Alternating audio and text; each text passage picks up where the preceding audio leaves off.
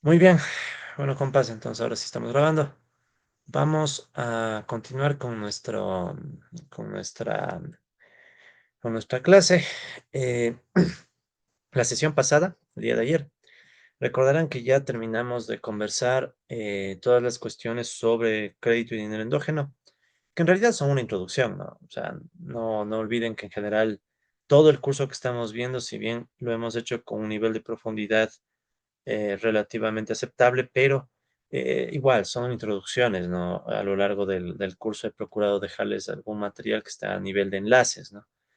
En el caso particular de crédito y dinero endógeno, creo que ya casi hemos conversado todo lo que se podía o estaba planificado decirse.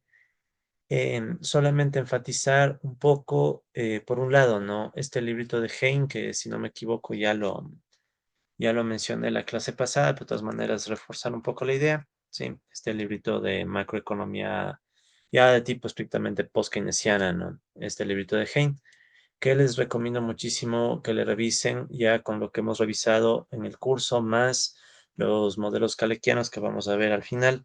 Ustedes ya tendrán todas las bases para abordar este tipo de material sin ningún problema y mucho otro material que les voy a dejar, ¿no? Incluyendo algunos temas sobre modelos de consistencia flujo-stock, etcétera, ¿no? Algunos de los cuales incluso planeo grabar a futuro, pero bueno, eso ya como un plan aparte personal, ¿no? En fin, el caso es que ese primer material, también creo que les hablé del libro de Graciani, del circuito monetario, eso también ya quedó. Con respecto al dinero endógeno, recordarán que ya hablamos de la idea central del concepto, ¿no? El dinero es endógeno, entendiendo que el Banco Central, al menos en tiempos normales, no controla la oferta monetaria, sino más bien lo que ajusta es la tasa de interés y esa tasa de interés es la que le permite ir definiendo el comportamiento de las demás variables, ¿no?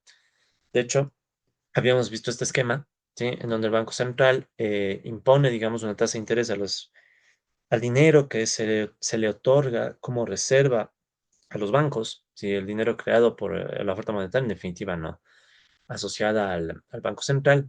Y después venía todo lo demás comportamiento, ¿no? Esto desde un enfoque que se les llama horizontalista, ¿no? Porque hay otros enfoques donde la dinámica es más complicada.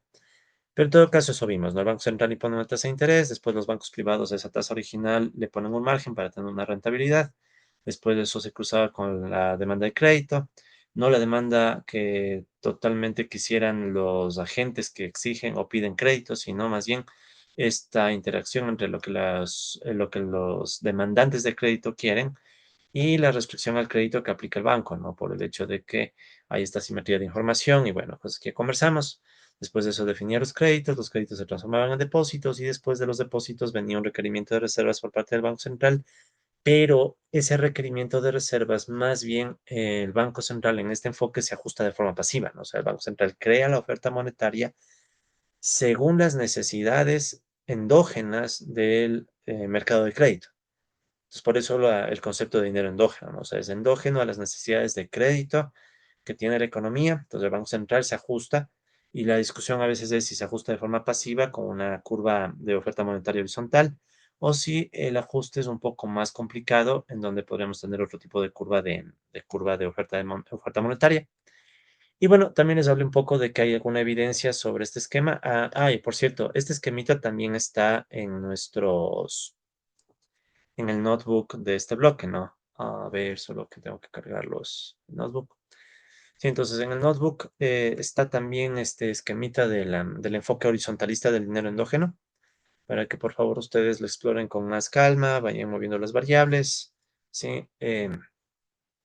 A ver, este de aquí, justamente, ¿no? Entonces ustedes pueden ver que aquí está el esquema que nosotros hemos planteado, ¿no? Entonces ahí ustedes pueden notar los diferentes componentes. Bajemos un poquito el zoom. Ya, entonces, ¿cuáles son los componentes de este esquema? Que eso quería un poquito reforzar antes de continuar, ¿no?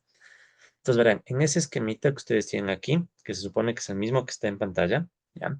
Los parámetros que se pueden controlar son, por ejemplo, el margen que ponen los bancos privados a la tasa de interés que define el Banco Central, ¿no? Entonces, de la tasa de interés del mercado monetario, los bancos privados ponen un margen, entonces ese margen se puede controlar, es el MB. Sí, de hecho, ustedes si se fijan, aquí tienen el MB. Entonces, si aumentamos el MB, evidentemente aumenta el margen. Claro que No hay mucho espacio para aumentarlo o disminuirlo aquí, pero eso es un tema de moverle los parámetros en la función, ¿no?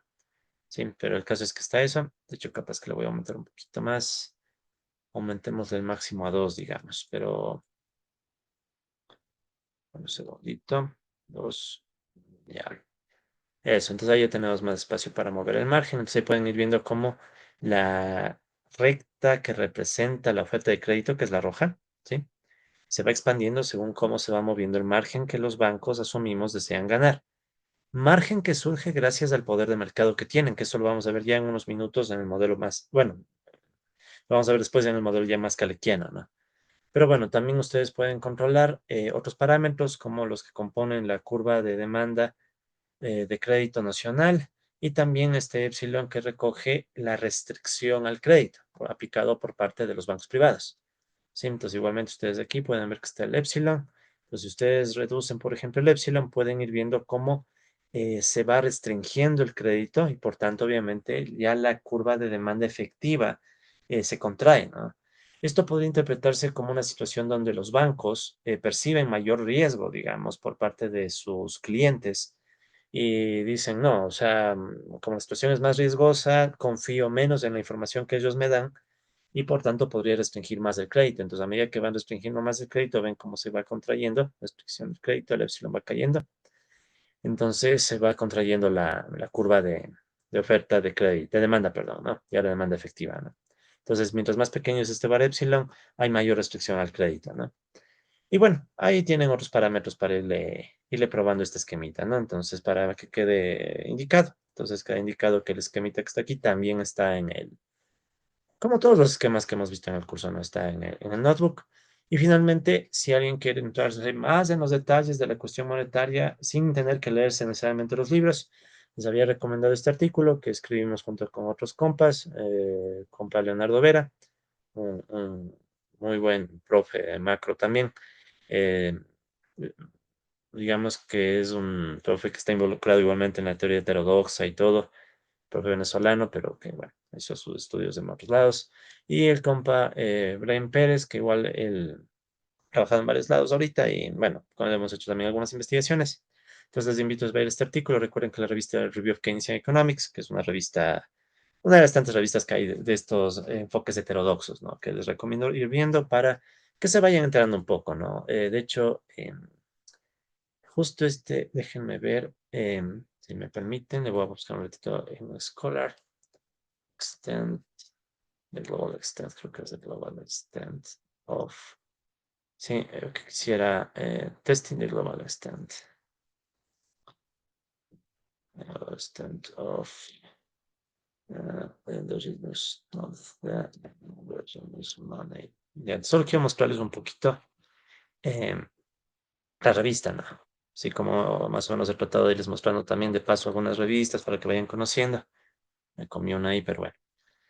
Sí, entonces para que vayan conociendo un poco también las revistas, ¿no? Entonces esta es la revista que les decía, el Review of Keynesian Economics. Hay varias más, ¿no? Cambridge Journal of Economics, Structural Change in Economic Dynamics, Macroeconomic. Al final, en la última sesión también trataremos de hacer un resumen de estas revistas, pero por ejemplo, esta es la revista que les menciono, ¿no? Aquí está el artículo precisamente, ¿no? Que bueno, no es artículo de acceso abierto, de hecho toca pagar, solo por ver $40 por ser el artículo, pero bueno, ustedes tienen el enlace ahí a mano. Sí, incluso ahí pueden ver que en este volumen, sí, ahí es donde publicamos. Y cosas de la vida, justo nuestro artículo, sí, Leonardo Vera, John Gray, etcétera, justo salió al ladito de otro artículo de un tal Joseph Stiglitz y Kevin Gallagher y otros, ¿sí? Me interesa mostrarles también esto para que sepan que, si bien es cierto, estas revistas son de corte más heterodoxo, hay algunos economistas súper amplios que a veces publican también en estas revistas, ¿no? Como es Stiglitz, a veces también está gente como Paul Krugman, etcétera, ¿no? Entonces, digamos que son gente bien cercana al enfoque más keynesiano, ¿no?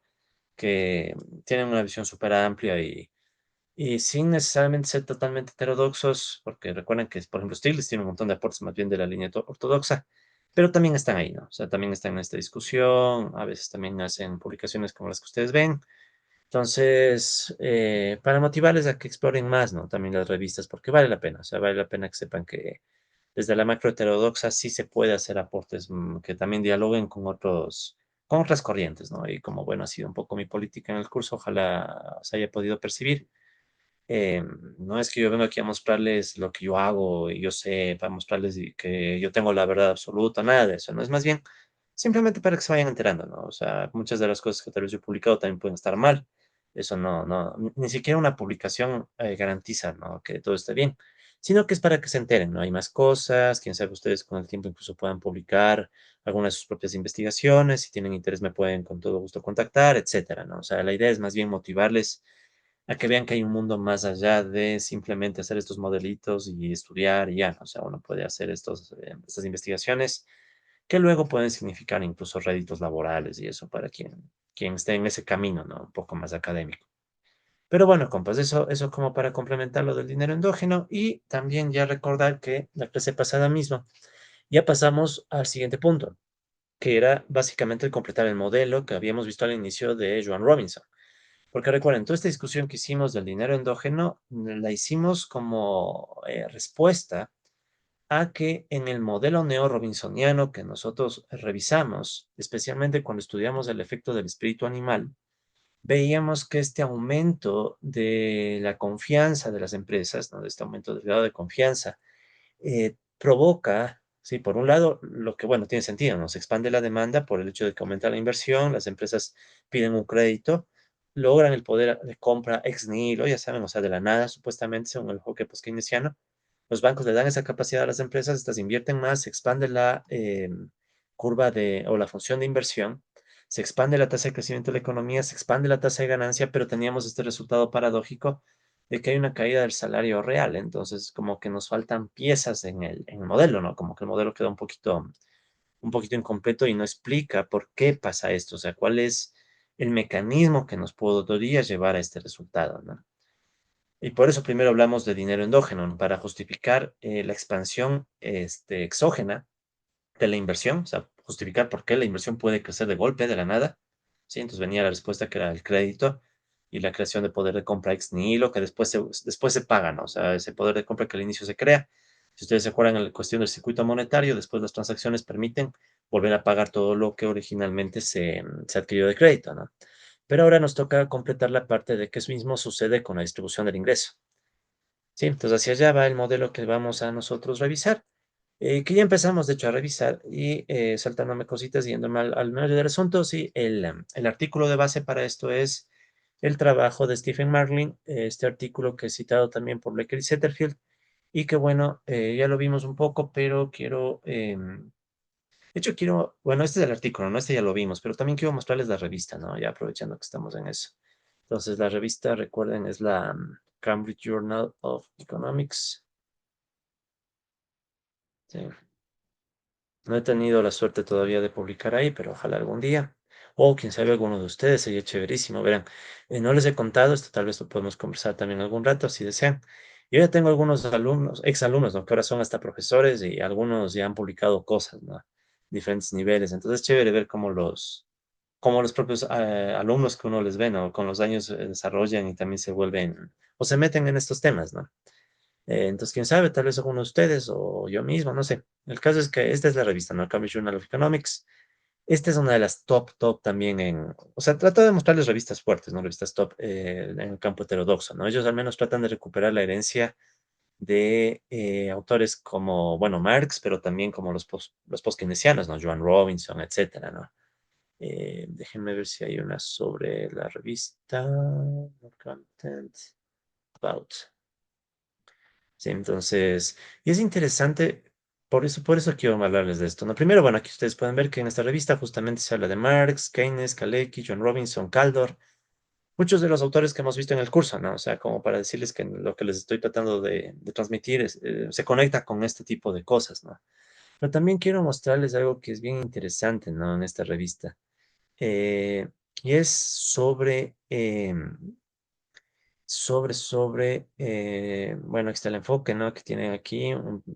Incluso puedes tener un enfoque interdisciplinario, histórico, análisis realista.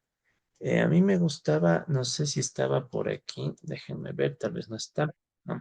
Bueno, en alguna ocasión yo leía que a ellos les interesa trabajos que tengan matemática, pero siempre y cuando la matemática tenga un sentido y una intuición clara. O sea, que esta revista usualmente no es que privilegie modelos muy matemáticos, ¿no? Sino modelos matemáticos siempre que la intuición económica esté clarísima, ¿no? O sea, y eso es bien interesante del enfoque heterodoxo, debo reconocer. Y es que en el enfoque heterodoxo, muy pocas veces yo he visto que la gente disvaría en temas que no sean económicos. Sí, o sea, no me acuerdo haber visto debates heterodoxos de temas que no sean económicos. O sea, cuando hablo de economía, claro, aquí puede discutirse mucho qué es la economía, ¿no? Yo en lo personal me acojo bastante a la visión un poco de Marx, ¿no? De que la economía tiene que ver con la circulación, distribución, el consumo, la producción, los salarios, las ganancias, el crecimiento económico, la distribución del ingreso, cosas de ese estilo, ¿no? Entonces es bien interesante que en la literatura heterodoxa como que está bastante claro que esos son los temas, ¿no? Inflación, precios. Más bien no he visto discusiones un poco distintas que son más comunes en la economía ortodoxa, incluso en la economía neoclásica. En la economía neoclásica uno puede expandirse a temas que son mucho más amplios, que a veces uno hasta cuestiona si son o no son realmente economía, ¿no? Pero bueno, en todo caso, esta revista, el Cambridge Journal of Economics, da mucho énfasis a eso, ¿no? Modelos matemáticos, pero con un contenido económico que se vea, ¿no? Y bueno, es lo que vamos a tratar de hacer ahora, revisando este modelito de resistencia salarial a la Margin. La idea, coger algunas ideas del modelo neo-robinsoniano y tratar de complementarle con algunas ideas clásico-marxistas, para tratar de tener un modelito un poco más completo en donde también se recogen intuiciones de Keynes, como el tema de que los trabajadores se enfocan sobre todo en la negociación del salario nominal, no tanto del salario real. ¿Sí?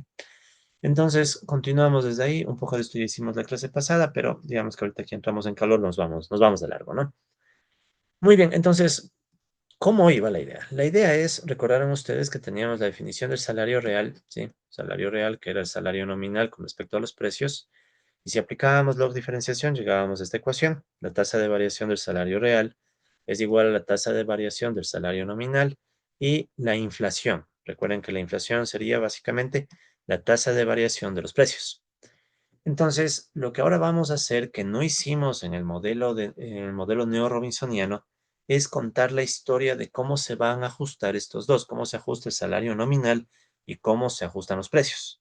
¿Sí? Entonces, esa es un poco la idea, ¿no? O sea, entender cómo se comportan estos dos para que la historia también tenga comportamientos dinámicos en la distribución del ingreso, porque si no, si ustedes se fijan, solo tenemos comportamiento dinámico en la parte ahorro e inversión. ¿Sí? Bueno, de todas maneras, a medida que avancemos se va a ir entendiendo lo que estoy diciendo, ¿no? Entonces, las intuiciones keynesianas que nosotros mencionamos la clase pasada y que vamos a utilizar eran básicamente estas en donde se da énfasis al tema del salario nominal, ¿no? O sea, básicamente asumimos, un poco desde el enfoque de Keynes, que si bien es cierto, si quieren, podríamos decir esto, Marx, no es que lo dice tal cual, no recuerdo, Marx tenía otra terminología, pero si quieren, Marx pensaba en que, bueno, los trabajadores obviamente lo que quieren es un salario real, ¿no? O sea, los trabajadores están luchando por tener una capacidad de compra, una capacidad de poder sobrevivir en el sistema capitalista, etcétera. Sin embargo, ¿cuál era el argumento de Keynes? Ya que sí, los trabajadores buscan defender el salario real, pero el problema es que el salario real es difícil de medir y de calcular ex ante. Es decir, ¿cómo definimos el salario real ante una inflación que todavía no vemos? Sí, o sea, una opción podría ser que el salario se ajuste inmediatamente a la inflación, pero eso es muy difícil, porque si se fijan, el salario es el salario nominal, ¿no? Es algo que se negocia cada cierto tiempo. O sea, institucionalmente, no es que estamos negociando o actualizando los salarios todos los días, sería súper complicado. Imaginen la cantidad de contratos negociados entre empresas y trabajadores que tendrían que irse cambiando si se movieran a cada rato a favor de la inflación. Entonces, ¿qué pasa? Hay toda una limitación institucional. Se negocia un contrato laboral por un plazo. Y entonces, ¿qué significa? Que los trabajadores, si bien quieren defender el salario real, ya en la práctica lo que hacen es más bien enfocarse en negociar el salario nominal. ¿Sí? Entonces, se percibe esta intuición que es de Keynes, ¿no? Que lo menciona en la teoría general. Los trabajadores no están con capacidad de medir la inflación y peor aún, si tomamos en cuenta la idea de incertidumbre, los trabajadores van a tener mucha dificultad de percibir la inflación futura.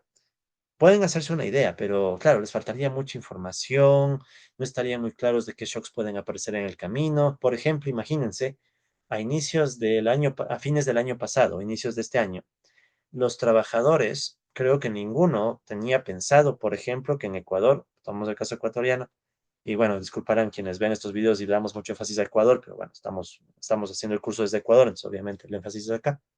Entonces, ningún trabajador a fines del año pasado y comienzos de este año se hubiera imaginado una eliminación abrupta del subsidio al diésel.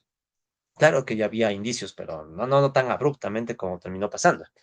Entonces, ¿qué sucede? Que las negociaciones se hacen con salario nominal, tomando en cuenta incluso el factor incertidumbre. O sea, no se sabe exactamente qué va a pasar con los precios a futuro. Eso por un lado, ¿no? Entonces, esa es la primera intuición keynesiana. Y la otra intuición keynesiana es que puede existir ilusión monetaria. No es que siempre exista, pero puede existir, ¿no? El hecho de que los trabajadores suelen reaccionar con más fuerza, por ejemplo, cuando se dan reducciones directas al salario nominal. Lo que habíamos mencionado en su momento, ¿no? O sea, los trabajadores pueden indignarse más si ven que cae el salario nominal antes que si ven un aumento por la inflación. O sea, el efecto inflacionario genera reacciones menos fuertes, ¿no? Es decir, si los trabajadores están viendo que llega el empresario y les dice, ok, vamos a bajarles a todos un 10% del salario nominal, suena a ser un golpe directo, ¿no? O sea, es como que los trabajadores perciben que directamente le están atacando a la clase trabajadora. Pero en cambio, si no dicen nada, y más bien lo que sucede es que la inflación sube 10%, ¿sí? O sea, en vez de que sea el salario nominal que se ajuste, sean los precios los que se ajusten. Claro, en términos formales es lo mismo, ¿sí? O sea, en este esquema es lo mismo. O sea, es lo mismo que te suban el salario nominal 10% a que suba el precio, perdón, que te bajen el salario nominal 10%, que te suban a los precios 10%. Sin embargo, por el efecto de la ilusión monetaria, se diría que los trabajadores ante el efecto inflacionario reaccionan con menos fuerza. Dicen, bueno, es la inflación, claro, van a querer recuperar su salario, pero no sería muy lógico que ellos quieran echarle la culpa al empresario directamente, ¿no? Dirán, es la economía, es el gobierno, muchas otras cosas, ¿no? Pero no le van necesariamente a culpar directamente al empresario por la inflación, a su propio empresario, me refiero, ¿no? A su empleador. Ahora, claro, verán, esto también es en un modelo agregado. Sí, pero esto sí les digo a punta de intuición más que teoría, ¿no? Ya siendo un poquito más realistas por un instante. Nosotros cuando vemos la palabra inflación, claro, la medimos como un fenómeno macro, pero en realidad en el mundo real no es que hay un gran mercado y un precio. Recuerden la controversia de los Cambridge, ¿no? Y la discusión de que no hay un solo, no, si tú le pones varios bienes, por ejemplo, varios bienes de capital con precios heterogéneos, salarios heterogéneos y etcétera, entonces la historia ya no es tan fácil, ¿no? El cómo se mide. Entonces puedes tener mercados donde haya mucha inflación y puedes tener otros en donde no haya inflación. Entonces ya mucho va a depender de cómo se compone la canasta de consumo de los trabajadores.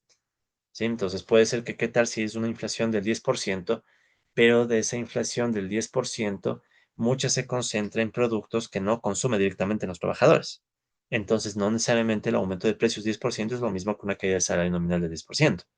¿Sí? Entonces, si bien esta es una historia macro, nunca hay que olvidarse lo micro, ¿no? Y lo micro es que tienes ya en el mundo real muchos mercados, cada mercado puede tener su propia inflación y eso ya complica la historia, ¿no? Entonces, de hecho, yo muchas veces soy un poco reacio cuando hablamos de salario real, ya en el mundo real, ¿no? En el mundo práctico.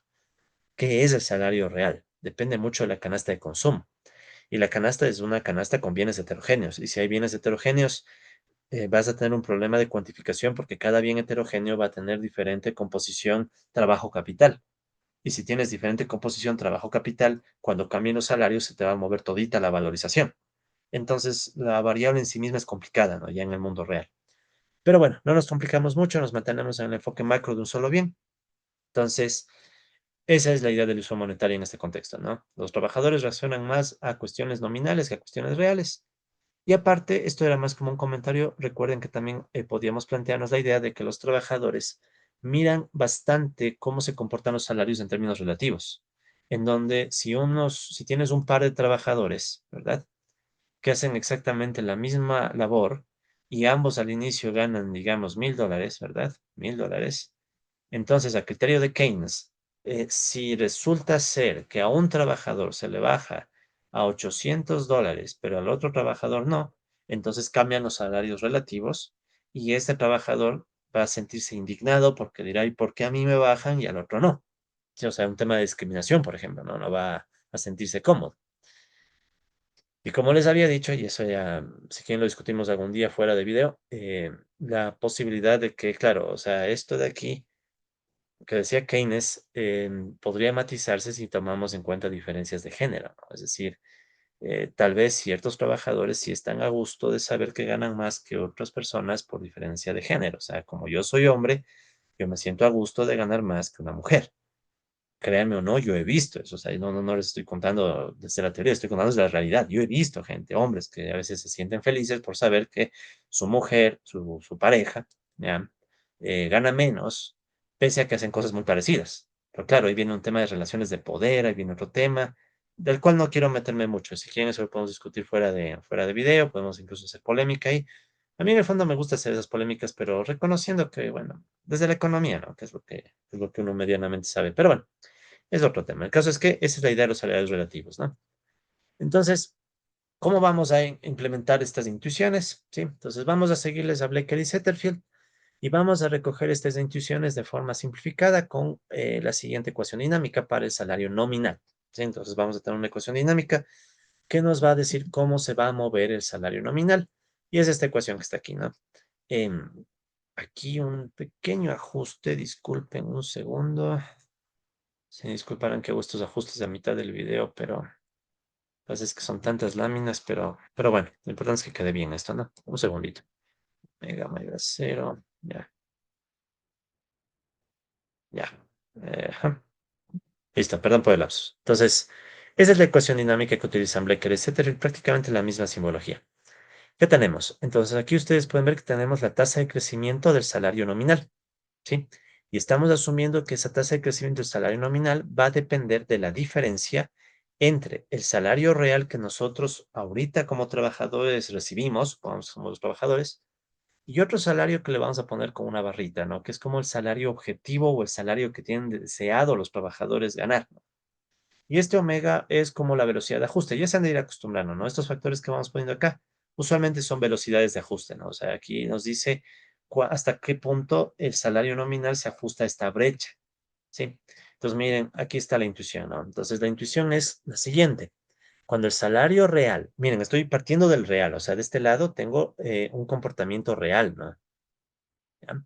Entonces, cuando el salario real es menor al salario real que los trabajadores tienen como objetivo, o si quieren le podemos llamar salario real deseado, que es este W barra, ¿sí? Entonces, imaginen esa situación, ¿no? O sea, si tienes un salario real menor al que estás deseando ganar, ¿sí? O sea, digamos, yo este año aspiraba a ganar, digamos, $2,000, pero solamente conseguí un contrato por $1,500. Em, bueno, bastante ambicioso, ¿no? Seamos más realistas. A ver, en este país, ya, esperabas ganar $1,000, ya digamos 1,000, pero conseguiste un contrato de 700, $800, ¿ya? Igual para el contexto del Ecuador, la verdad es que no está tan mal, ¿no? Porque el mercado laboral en nuestro país es bien, bien complicado. Pero bueno, en todo caso, si tu salario, el que realmente recibes, es menor al que deseas, entonces esta ecuación va a asumir que los trabajadores van a presionar por un incremento, pero del salario nominal. Sí, sí se ve, ¿no? O sea, si el W barra es mayor al W, entonces evidentemente W barra menos W va a ser mayor a cero. Luego en ambos lados puedo multiplicar por este factor de omega, que es la velocidad de ajuste, ¿sí? Clave es que omega tiene que ser positivo para que esto funcione, ¿ya? Entonces este omega, repito, es la velocidad a la que se ajusta el salario nominal. Entonces todo esto de acá sería el ajuste nominal. Ah, perdón, ¿qué hice ahí? ¿Ya? Sí, entonces estos de acá son reales y el de acá en cambio sería el nominal, ¿no? Cuyo ajuste tiene que ser positivo. Entonces esto no es más que decir, claro, aquí uno podría decir, a ver, ¿cómo es esto? ¿Cómo es que los trabajadores pueden tener un salario real objetivo, no? Si uno, hace un ratito dijimos que puede haber ilusión monetaria. Entonces lo que vamos a asumir es que no hay ilusión monetaria aquí, ¿no? O sea, lo que estoy asumiendo es, los trabajadores pueden ver el salario real, ¿ya? Pueden ver el salario real, pero pelean por el nominal, porque no saben muy bien a futuro qué debe pasar. Más o menos esa sería la idea, ¿no? Pues no nos metemos mucho con el tema de inflación, de ilusión monetaria aquí, pero ya tienen una idea, ¿no? Por ejemplo, yo diría que hay más ilusión monetaria si aquí pusiéramos nominales, pero no le pongo nominal y más bien le sigo a Blecker y Setterfield para que no se complique más el modelo. Entonces aquí se vuelve un poco más manejable. Sí, entonces de nuevo, ¿no? Si quieres puede ser de esta forma. Imagínate que los trabajadores reciben su salario real, ¿ya? Ellos van a hacer compras. Y luego de hacer compras dicen, a ver, no me alcanzó todo lo que quería. Sí, entonces el W barra sería como todo lo que los trabajadores querían comprar. Entonces, si ellos ven que todo lo que querían comprar no se cumple porque el salario no alcanzó, entonces van a llegar a la conclusión, no, pues tengo que pedir un salario más alto, un salario nominal, ¿sí? Entonces es un poco la idea de un desequilibrio o de una brecha real. Imagínate cuando vas al mercado y haces compras y ves que no te alcanza. Entonces, de esa brecha real pasamos, si quieres podemos llamar esto una brecha real, pasas a un ajuste nominal, ¿sí? ¿Y cómo sería esto del ajuste nominal? Que bueno, si vas al supermercado y ves que no te alcanza, no es que vas donde tu empresa, donde tu empleador y le dices, a ver, quiero que me suba el salario para ahora comprarme dos canastas y no una. No, o sea, vas y dices, quiero que me pague tanto más. O sea, vas y haces negociación nominal. Esa es entonces la idea de esta ecuación. Bien básico, ¿no? O sea, como ustedes saben, aquí no nos complicamos mucho, ¿no? Ahora, sería interesante si alguien quisiera inspirarse cómo darle a esto un micro fundamento, o sea, cómo deberían, cuál sería el problema de optimización, si es que creemos en la optimización, que los trabajadores deben hacer en su cabeza para resultar en esta ecuación dinámica. Sí, o sea, uno podría meterse en esa cosa, ¿no? De pensar cómo deberían comportarse, cómo deberían ser las preferencias de los trabajadores, las restricciones, su elección intertemporal, se podría hacer muchas cosas, ¿no? Pero no nos complicamos. Aquí simplemente asumimos esta ecuación, siguiendo la Blaker y Setterfield. Por el otro lado, con la inflación es algo parecido. ¿Ya? Pero ojo, en la ecuación que teníamos acá, la 26, son los trabajadores los que presionan, ¿no? Los trabajadores diciendo, quiero aumentar mi salario nominal porque estoy viendo que hay una brecha en mi capacidad de pago versus lo que yo quiero pagar. En cambio, en el nivel de precios, si bien la ecuación tiene una estructura muy parecida, la lógica es un poco distinta, ¿no? ¿Cuál es la lógica acá? Entonces, fíjense en esto, ¿no? Con respecto a la inflación, vamos a asumir que hay una ecuación dinámica, ¿verdad? Para el nivel de precios. Entonces, en esa ecuación dinámica tengo una idea muy parecida, ¿no? Aquí, por cierto, no me olvidaba decirles, esta es la letra omega mayúscula, ¿bien? La letra omega mayúscula, ¿ya? Y este de acá, en cambio, es la letra phi mayúscula, ¿no? Tal como usan Blecker y Setter, ¿sí? Entonces, aquí sí, tal como ellos usan, phi mayúscula. Entonces, ¿qué está diciendo? Va a haber inflación, ¿verdad? Phi, ya saben, viendo todo esto, saben que phi es velocidad de ajuste. ¿Sí? O sea, esta es la velocidad a la que se va a ajustar y llegar al equilibrio, si es que es estable, ¿no? Y tengo esta brecha, pero esta es una brecha entre GD y GS. ¿Ya? ¿Qué era GD y GS? Entonces recordemos un poco, ¿no? GD viene de la función de inversión, es la tasa a la que las empresas desean incrementar el capital o acumular capital. Si ustedes recuerdan, en este modelito que estamos trabajando, GD era igual al F0 más F1 por el rendimiento esperado. ¿Sí? Entonces esto es inversión deseada, o sea, esto está vinculado a la inversión. De hecho, si ustedes se acuerdan, esto venía de acá, ¿no?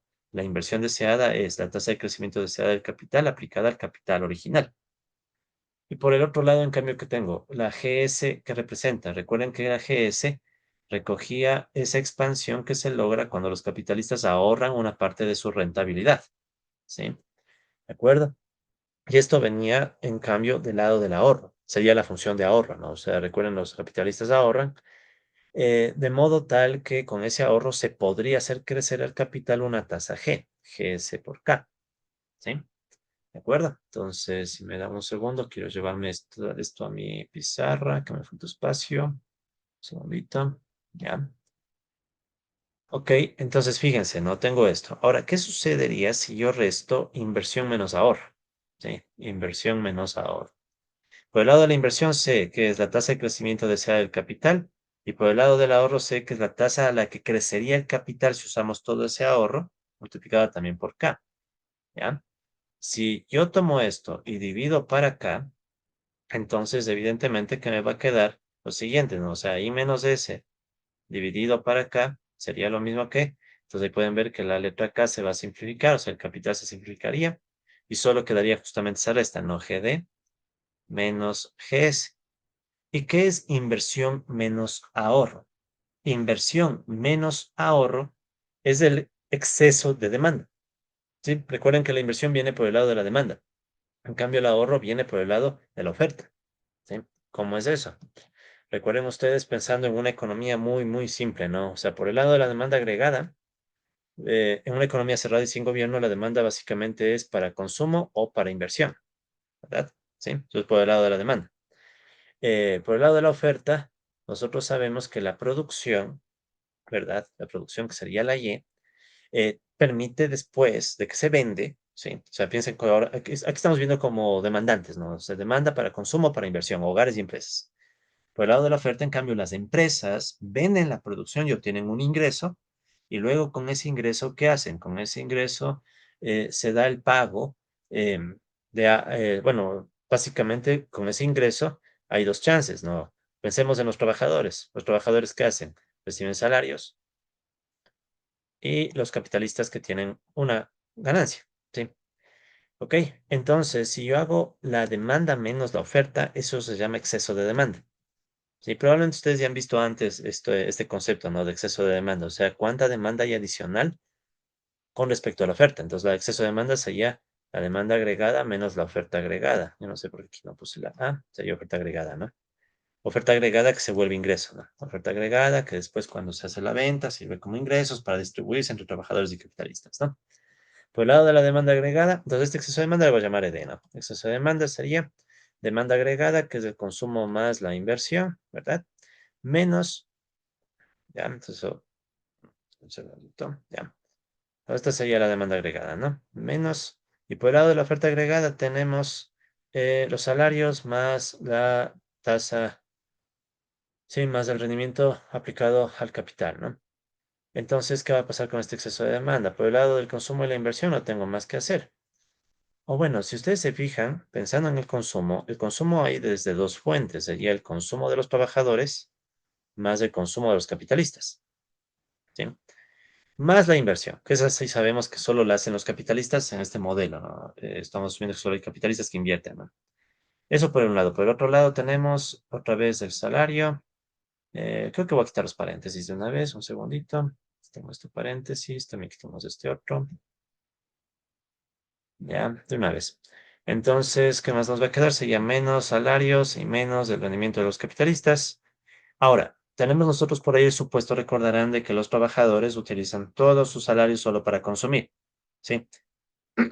No hay ahorro trabajador. Ya saben que si quisiéramos ahorro trabajador, nos meteríamos con el modelo de Caldor o el de Pasinetti, pero ya eso complica las cosas y no nos queremos complicar por ese lado. Pero ya saben, si quisieran, le pueden meter Caldor o Pasinetti, ¿no? De hecho, Pasinetti sería lo más interesante, ¿no? Se van estos y entonces, ¿qué está quedando? Que el exceso de demanda sería igual consumo capitalista más inversión hecha por los capitalistas menos el rendimiento de los capitalistas, pero ese rendimiento de los capitalistas, ¿en qué se utiliza? Entonces no hay muchas vueltas que darle. El rendimiento capitalista, o sea, los capitalistas con ese rendimiento pueden consumir o ahorrar, no hay más. No hay más. O sea, los capitalistas tienen ganancias y esas ganancias, dicen, una parte las destino al consumo, otra parte las destino al ahorro. No hay más. Entonces, el consumo capitalista también se va a anular y nos va a quedar que el exceso de demanda en este enfoque va a ser igual a la inversión menos el ahorro, asumiendo que solo los capitalistas ahorran. ¿Sí? Inversión menos ahorro. Que eso es justamente lo que estoy teniendo acá. Entonces, cuando yo hago inversión menos ahorro, lo que estoy haciendo en definitiva es sacar el exceso de demanda, solo que es un exceso de demanda medido como proporción del capital. O sea, exceso de demanda ajustado por el capital. Eso significa esa resta. Sí, entonces esta resta que está acá es un indicador de exceso de demanda. Mientras más alto sea GD, GD será mayor a GS, obviamente. Entonces, cuando GD es mayor a GS, eso significa que tenemos un exceso de demanda positivo y eso significa, por tanto, que la inversión va a ser mayor que el ahorro. Sí, las empresas capitalistas quieren invertir, pero no hay los bienes suficientes para solventar esa inversión y, por tanto, tampoco hay el ahorro suficiente. Aquí viene una cosa interesante, ¿no? Porque alguien podría decir, a ver, en nuestra discusión de dinero endógeno dijimos que las empresas pueden invertir y expandir su inversión, o sea, simplemente pidiendo crédito. Claro, pero eso es desde el lado del dinero. También debes tomar en cuenta que si quieres invertir, necesitas que existan los bienes para hacer la inversión. Porque si no existen los bienes, por más poder de compra que tengas, ese poder de compra no se realiza, no se puede volver efectivo. Usando un lenguaje un poco marxista, se usa la palabra realización, ¿no? O sea, tú tienes poder de compra que no puedes realizar, no puedes volverle efectivo. Sí, entonces, cuando hay mucha inversión con respecto al ahorro, en realidad lo que está pasando es que hay un exceso de demanda en este enfoque. Ojo, es de economía cerrada, economía sin gobierno, trabajadores solo consumen todo lo que ganan. Em, entonces, en este enfoque, cuando hay inversión mayor ahorro, hay exceso de demanda, hay más demanda que bienes producidos que permitan solventar esa demanda.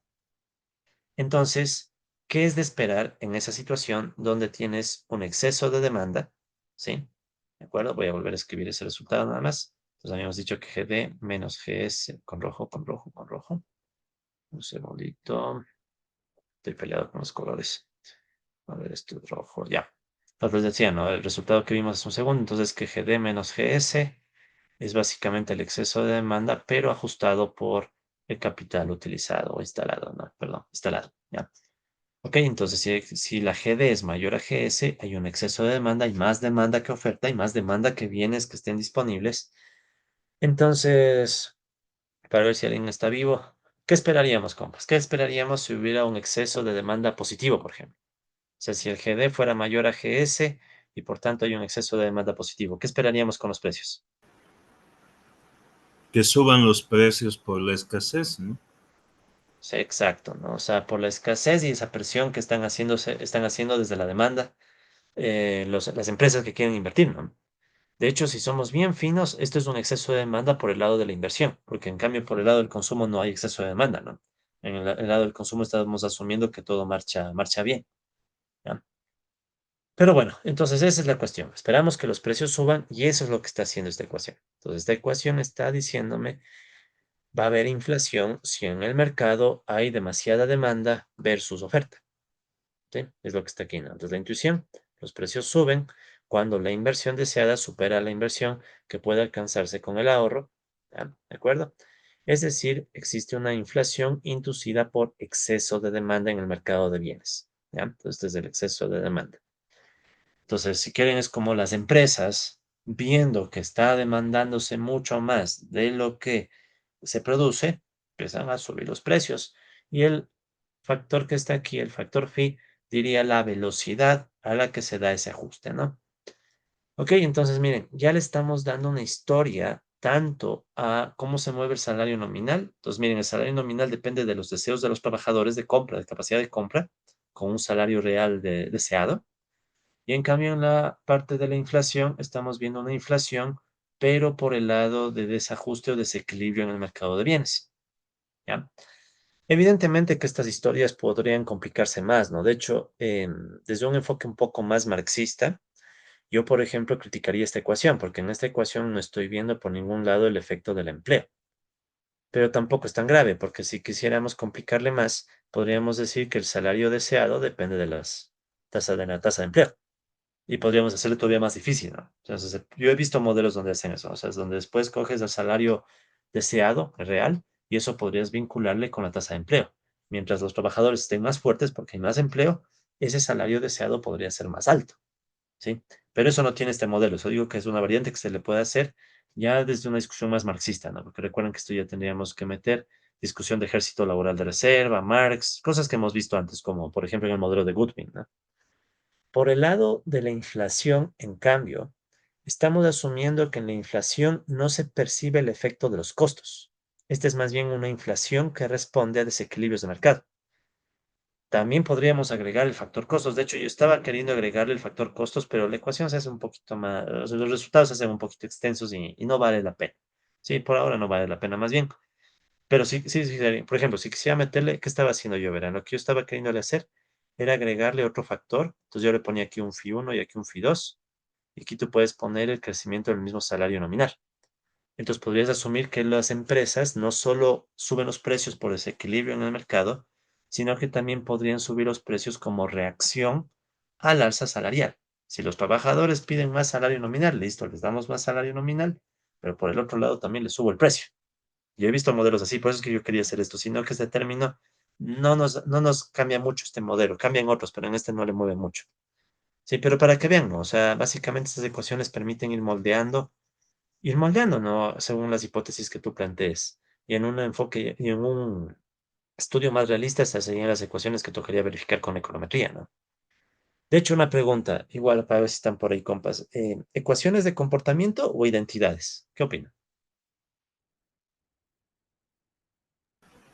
Son ecuaciones de comportamiento Ya, a ver, la primera, ¿qué? ¿Comportamiento de quién? de los trabajadores frente al salario y el poder de compra. Ya. Y la otra, La ecuación de comportamiento de los precios. de los precios, empresas que reaccionan al desequilibrio, perfecto, ¿no? Entonces ambas Mm. son ecuaciones de comportamiento y en una, repito, una aplicación más realista habría que meter ya econometría, ¿no? Pero bueno, eso sí ya queda a futuro si a alguien le llegara a interesar. Tal vez para una tesis doctoral, ¿no? Ya para maestría, ya ustedes ya tienen sus temas, ¿no? Ni se complicarán en esto, ¿no? Ya tienen sus temas, ustedes avancen nomás.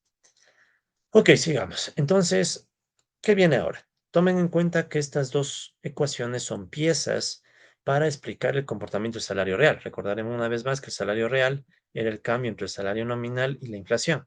Entonces ya tengo historia para el salario nominal, ya tengo historia dinámica para la inflación.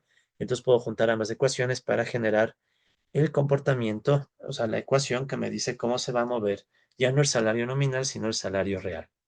Entonces, como que el salario real en esta teoría, es la parte que en cambio me gusta esta teoría, es como que se balancea, ¿no? En el salario real tienes, por un lado, el comportamiento y la pugna que hacen los trabajadores, ¿ya? A través de la negociación salarial, y por el otro lado tienes la pugna que hacen las empresas capitalistas a través de los precios, ¿sí?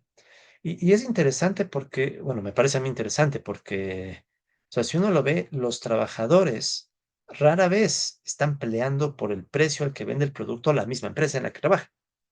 O sea, digamos, yo soy un trabajador que está en el sector textil, digamos, estoy trabajando por una empresa textil, ¿ya? Entonces, este trabajador que está laborando en una empresa textil no está preocupado del precio al que va a vender el empresario el producto, o tal vez sí, pero de forma muy indirecta, ¿no?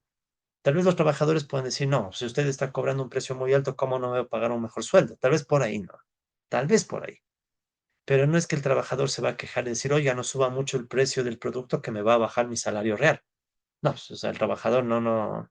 En eso sí creo que tienen razón los keynesianos, ¿no? Decir, bueno, el trabajador no es que está pensando en, usted está subiendo el precio de un bien que luego va a afectarme a mí también, no. O sea, se le ve tan lejano. De hecho, ya en el mundo real es muy raro que un trabajador llegue a comprar exactamente el bien que produce su propia empresa, ¿no? Al menos hoy en día en la economía global, ¿no? Hay casos aislados donde tal vez sí, pero en la economía global es raro que compres productos de tu propio país si estás en un país tipo Ecuador. O sea, aquí raro es encontrar algo que diga, hecho en Ecuador.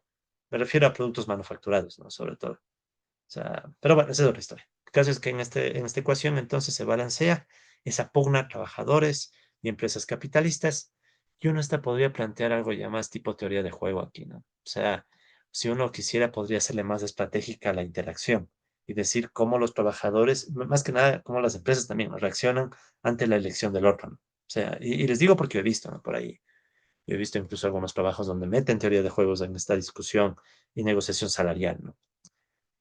Si es que nos da el tiempo, capaz que hablamos un poco de eso y les pongo algún ejemplo y todo. Pero bueno, sigamos. Entonces, el tema es ese, ¿no? Entonces, en el salario real se van a equilibrar estas cuestiones. Ahora, ¿qué pasaría? ¿Qué pasaría en el hipotético caso? Hipotético, ni siquiera estamos todavía verificando que pase, ¿no? Ni en el modelo, pero supongamos, si hubiera equilibrio en el mercado de bienes, ¿verdad? O sea, si el ahorro y la inversión fueran iguales, ¿ya? GD sería igual a GS. Entonces, miren, suponiendo que hubiera ese equilibrio, esto de acá se elimina, ¿verdad? Esto sería cero porque no habría exceso de demanda. Entonces, si se elimina eso y se genera una igualdad entre ahorro e inversión, el salario de equilibrio, ¿sí? El salario de equilibrio, en este caso no hay mucho que hacer, tendría que ser el salario deseado. ¿Sí? Entonces, miren, esta es una propiedad que tiene este modelito, ¿no? ¿Ya? El salario real de equilibrio a largo plazo sería, y enfatizo la palabra, sería igual al salario deseado. ¿Ya? Entonces, miren, ¿no? La cuestión. Si llegara a pasar que el mercado se equilibra y todo queda en cero, oferta y demanda, ¿ya?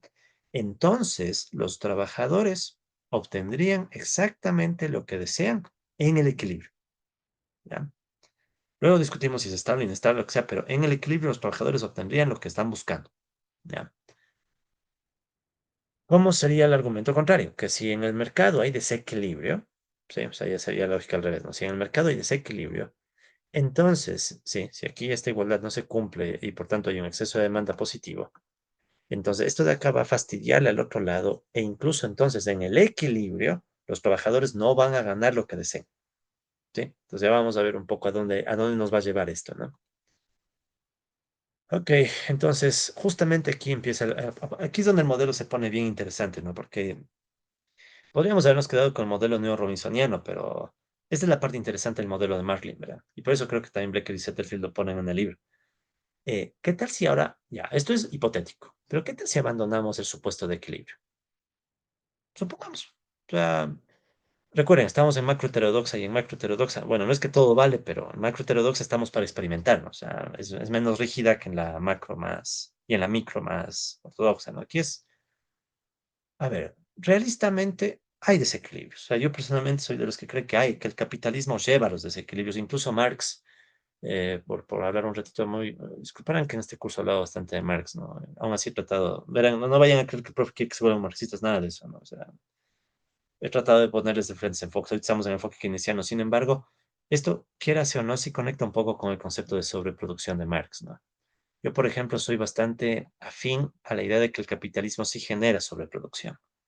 Sí, claro que la sobreproducción más bien sería que hay un exceso de bienes, no de demanda, ¿no? Pero se podría empatar ideas, ¿ya? En todo caso, esto es solamente una suposición. El caso es que vamos a decir, ok, ¿qué tal si no hay equilibrio? Abandonamos el equilibrio, abandonemos y supongamos que la economía tendrá Dios sabe qué, pero no necesariamente equilibrio. Y en su lugar, sí, en su lugar dejamos que el rol, le damos prioridad al rol de la distribución del ingreso. O sea, ¿a qué me refiero? Que metamos aquí el tema de cómo se distribuye el salario, perdón, el ingreso entre salarios y ganancias, ¿ya? En concreto, ya, para hacerlo menos abstracto. ¿Qué podemos hacer aquí? Pues ver, en vez de suponer un mundo ideal donde la economía se equilibra, simplemente reemplacemos elementos. Por ejemplo, la GD sabemos que es la función de inversión que viene de la ecuación 528. Esa GD que recuerden era igual, una vez más, F0 más F1RE. Ya, entonces digamos, ponemos en GD las expectativas que tienen las empresas para, o que les llevan a invertir, ¿no? Se acordarán que sea la función de inversión lineal que les lleva a, eh, básicamente a decidir cómo invertir, ¿no? Ya, sí, reemplazamos GD era 510. Por otro lado, tenemos la GS. La GS, recordarán, viene de la función de ahorro. O sea, esa GS que me dice, ok, los capitalistas son los únicos que ahorran y ahorran su rentabilidad representada en la tasa de ganancia. ¿Ya? ¿De acuerdo? Pues miren, tengo esta pieza. ¿Ya? Tengo esta pieza. Entonces reemplazaríamos, ¿no? Entonces GD se reemplazaría de esta ecuación, que es la 510. Esta GS se reemplazaría, perdón, de esta ecuación, que es la 5.3. Ponemos los numeritos. Sí, esta es la 5.3. Esta otra es la 5.10. ¿Ya? Entonces, miren, ya tengo esos reemplazos, ¿no? ¿Y qué más puedo hacer? ¿Ya? La R, noten, aquí no hay más que hacer, ¿no? GD va a depender de RE, o sea, la tasa de ganancia esperada, las expectativas de las empresas, eso es otra cosa, ¿ya?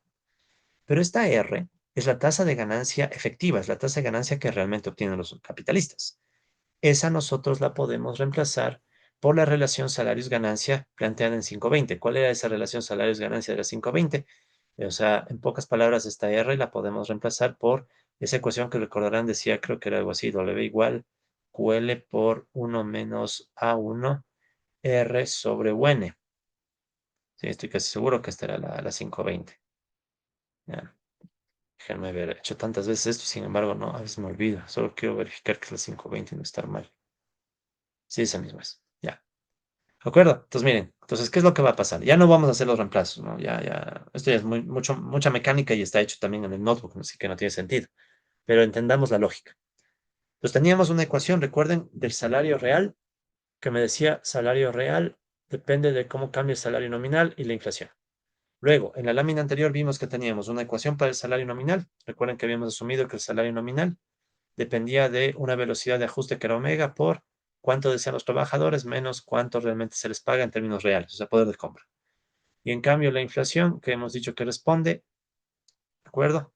A la velocidad, había una velocidad de ajuste y aquí estaba el exceso de demanda, GD menos GS, ¿no? Entonces hemos reemplazado y nos quedó esta ecuación. Esta es la ecuación ya del salario real completa. Luego, en esa ecuación estamos diciendo, ok, por el lado de la inversión de las empresas, yo tengo la función de inversión, ¿ya? Esta recogía las expectativas y el espíritu animal. La otra, en cambio, es la ecuación del ahorro, que esta dice, ok, solo los capitalistas ahorran, dependiendo de su rentabilidad, la R, tasa de ganancia, y luego recojo la R de esta otra ecuación, porque si ustedes se fijan aquí puedo despejar R, de la ecuación que vincula salario real y tasa de ganancia, que viene de distribución del ingreso, un poco más clásico marxista.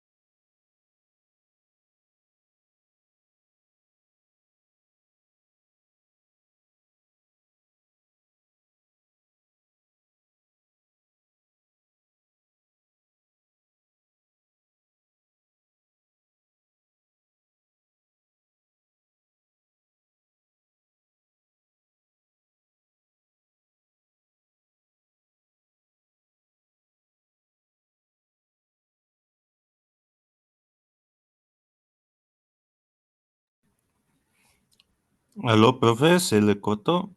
¿Está ahí?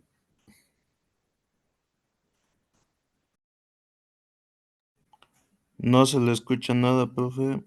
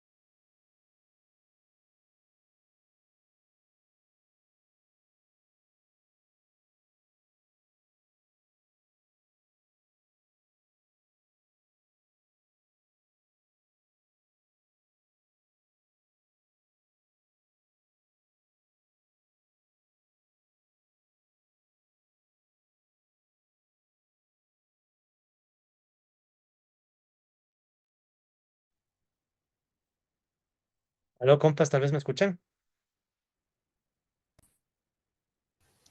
Ahora sí Sí se se escucha, escucha. profe.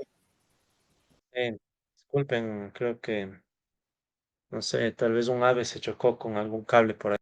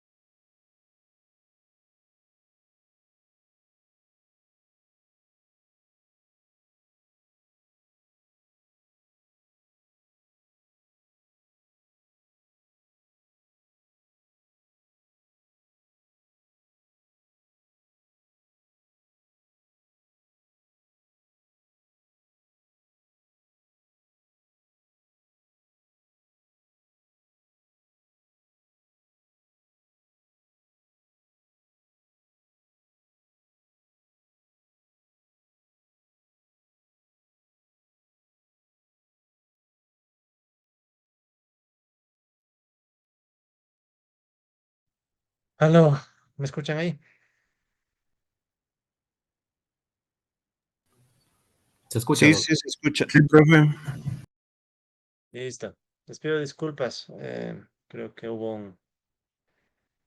cayó un relámpago por ahí, disculparán. A ver, no estoy muy seguro si estamos con grabación. Voy a detener la grabación y volver a